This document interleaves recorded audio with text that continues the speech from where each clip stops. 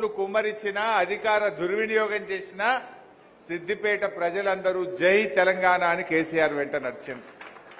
అగో అది ఇలా తెలంగాణ రావడానికి సిద్దిపేట ప్రజలే ఈ గులాబీ జెండాను నిలబెట్టి ఇలా తెలంగాణ రాష్ట్రం రావడానికి మొట్టమొదలు అడుగు వేసింది సిద్దిపేట. ఇది ఎందుకు చెప్తున్నా అంటే మళ్ళీ ఈ రాష్ట్రంలో రాబోయేది కూడా బీఆర్ఎస్ ప్రభుత్వమే. మళ్ళీ బీఆర్ఎస్ గవర్నమెంట్ ఈ రాష్ట్రంలో రావాలంటే కూడా మన సిద్దిపేట నుంచి మెదక్ ఎంపీని గెలిపించి మళ్ళీ ఒక అడుగు ముందుకు వేసే బాధ్యత కూడా ఇవాళ మన మీద ఉన్నది. ఏం అనుమానం పెట్టుకోవాల్సిన అవసరం లేదు.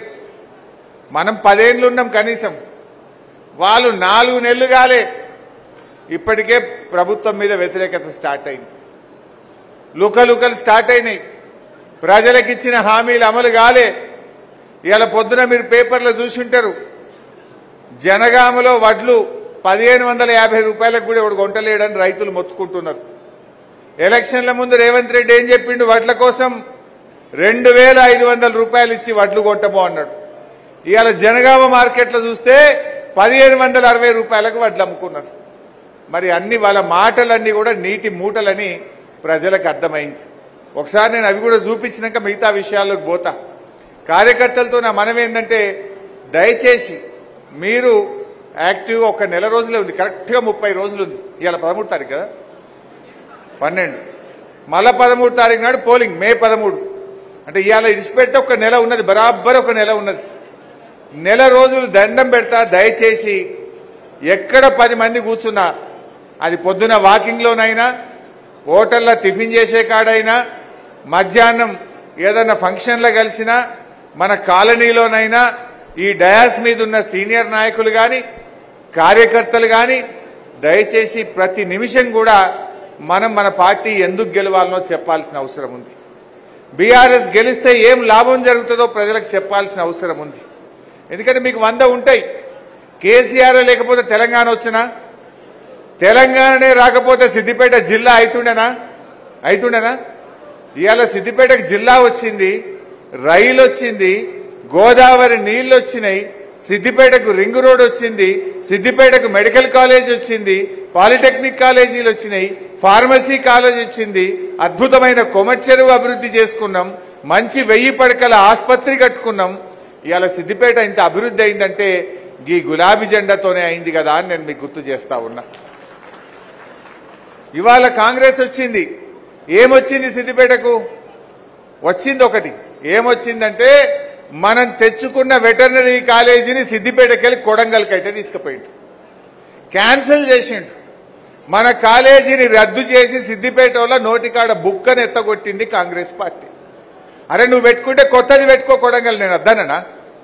మా సిద్దిపేటలో సగం పని అయిందడా, స్లాబులు పడ్డాయి. సగం కట్టిన వెటర్నరీ కాలేజీని ఎందుకు ఈరోజు రద్దు చేసినావో సమాధానం చెప్పాలి.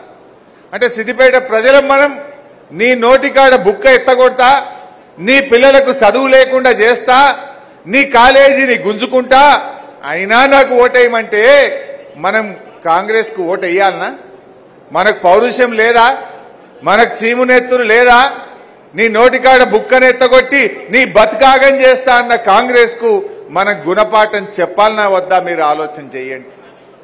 అదేవిధంగా 150 కోట్ల రూపాయల అభివృద్ధి పనులు, రోడ్లు కానీ బిల్డింగులు కానీ సగంలో ఉన్నటువంటి పనులను కూడా రద్దు చేసి ఇవాళ సిద్దిపేటలో 150 కోట్ల పనులను ఆగం చేసిండ్రు. ఎవడన్నా కొత్త గవర్నమెంట్ వస్తే మనకంటే ఎక్కువ పని చేయాలి, మనకంటే మంచిగా పనిచేసి పేరు తెచ్చుకుంటాడా? మన పనులు క్యాన్సిల్ చేసి, కాలేజీలు క్యాన్సిల్ చేసి, నీ నోటికాడ బుక్కెత్తగొట్టా అంటే అటువంటి వాడికి ఇంకా మనం ఓట్లేస్తే మన ఏళ్ళతో మన కన్ను పొడుచుకున్నట్టు అవుతుంది, మన జీవితం మనం ఖరాబ్ చేసుకున్నట్టు అవుతుంది.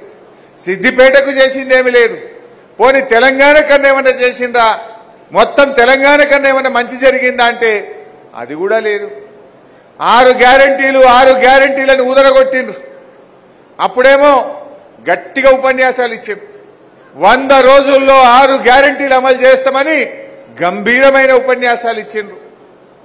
బాండ్ పేపర్లు తెచ్చి పంచిండ్రు, నోటరీ డాక్యుమెంట్లు పంచిండ్రు, మొదటి అసెంబ్లీలో చట్టబద్ధత చేస్తామన్నారు. ఇది ఏఐసిసి రాహుల్ గాంధీ ఇచ్చిన మాట అన్నారు. ఇప్పుడు ఏమైందయ్యా 6 గ్యారెంటీలు అంటే ఏమేమి వచ్చి 4 నెలలే అయింది కదనే, ఇంకా జర టైం ఇయ్యండి సన్నాయి నొక్కులు నొక్కుతున్నారు. మరి ఆనాడు 100 రోజుల్లో చేస్తామని చెప్పలే మీరు? మరి 4 నెలలు అయింది, ఇప్పుడు 120 రోజులు అయింది. 100 రోజుల్లో చేస్తామని ఏ రకంగా మాట తప్పుతారు అని చెప్పి నేను ఈరోజు అడుగుతా ఉన్నా. అంటే దయచేసి ఇవాళ కాంగ్రెస్ మోసాన్ని మనం ప్రజలకు వివరించాలి. ఇవాళ 100 రోజుల్లో చేస్తామని ప్రజల్ని నమ్మించిండ్రు. ఎంత ముద్దుగా చెప్పిండు, అవ్వా పెన్షన్ ఎంత వస్తుంది అన్నాడు. 2000 వస్తుందని ఒక అవ్వ అన్నది. ఇక మేము వస్తున్నాం డిసెంబర్లో, రాగానే 4000 ఇస్తా అని చెప్పి అబద్ధాలు ఆడిండు. మరి వచ్చి 4 నెలలైనా అవ్వా తాతలకు 4000 పింఛన్ ఇంకా వచ్చిన పరిస్థితి లేదు. అంటే ఇంతసేపు ఓ గోబల్స్ ప్రచారం, అబద్ధాలు చెప్పడం తప్ప వాళ్ళు చేసిన ఒక్క మంచి పని చెప్పండి. రేవంత్ రెడ్డి దగ్గర సరుకు లేదు, పని లేదు, అందుకే లీకులు, ఫేక్ వార్తలు. ఆనాడు అపోజిషన్లో అదే పని చేసిండు,